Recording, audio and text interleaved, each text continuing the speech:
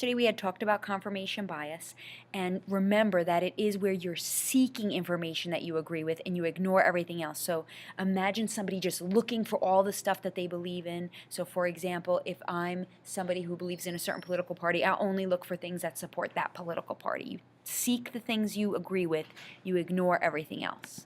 I bring that up again because these next words sort of all seem to relate.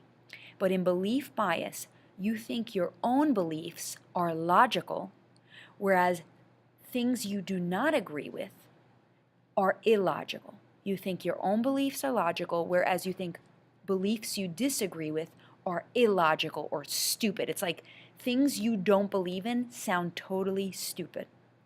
Another way to say this, and I'd write it down, is that your pre-existing beliefs, whatever beliefs you currently have, they distort what you think is logical. So you think things are valid mostly because it's something you agree with, whereas things you don't agree with, you easily think are invalid. For example, war critics think certain, in other words, people who don't like the war, they think reporters are great when they document how many people are dying because, wow, see, the war is so bad, look how many people are dying.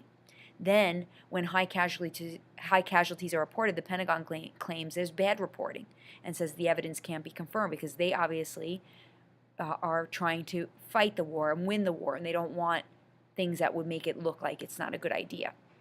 Again, people who think the war is bad think all things that make the war look bad sound logical, and anything that makes the war sound good would be illogical to them. Whereas people who like the war think everything that's about the war, that promotes the war, sounds logical, and everything that criticizes it is illogical or invalid. Now, this is another way to describe it. I don't know if you've ever seen these sort of logical problems where like some A are B, some B are C, therefore some A must be C. Well, that sounds pretty logical, right? Some A are B, some B are C, so then some A must be C. Well, let's follow that same line of thought. Democrats support free speech. Dictators are not Democrats. Dictators do not support free speech. Again, sounds like it makes sense mostly. So you must also agree that some women are Democrats, some Democrats are men, therefore some women are men.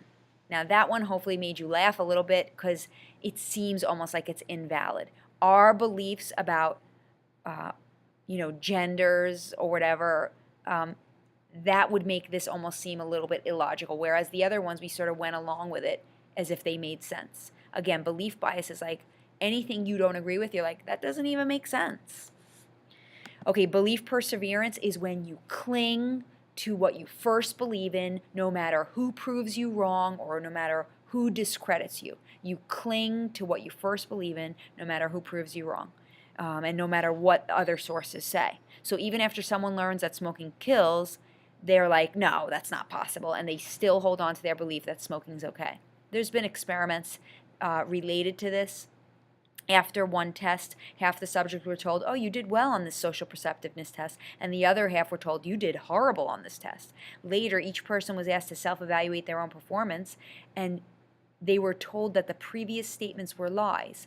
Logically, the experimenter's statements should have no impact on the self-evaluation, but the people who were rated poorly by the experimenter actually rated themselves lower than the other subjects. It's like they clung on to the belief that they were first told, you did poorly or you did great.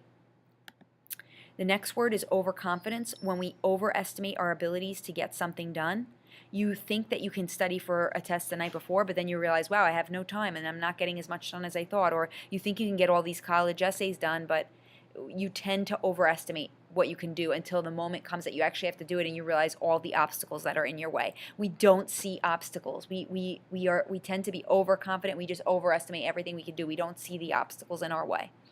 The last word we're going over is functional fixedness, and this is when you only see one purpose for an object. For example, pens are for writing only.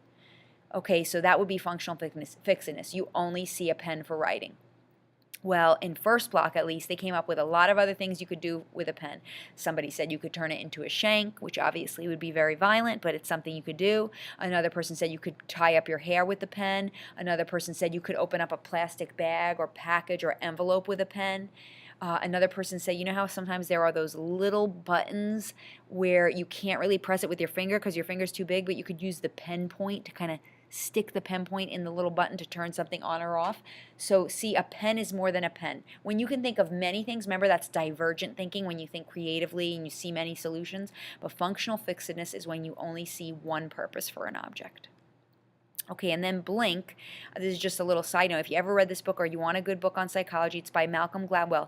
He talks about how sometimes quick thinking could be good. There is a psychologist named John Gottman who watches couples for 15 minutes have a conversation, and with 95% accuracy, he can predict whether or not they're going to get a divorce.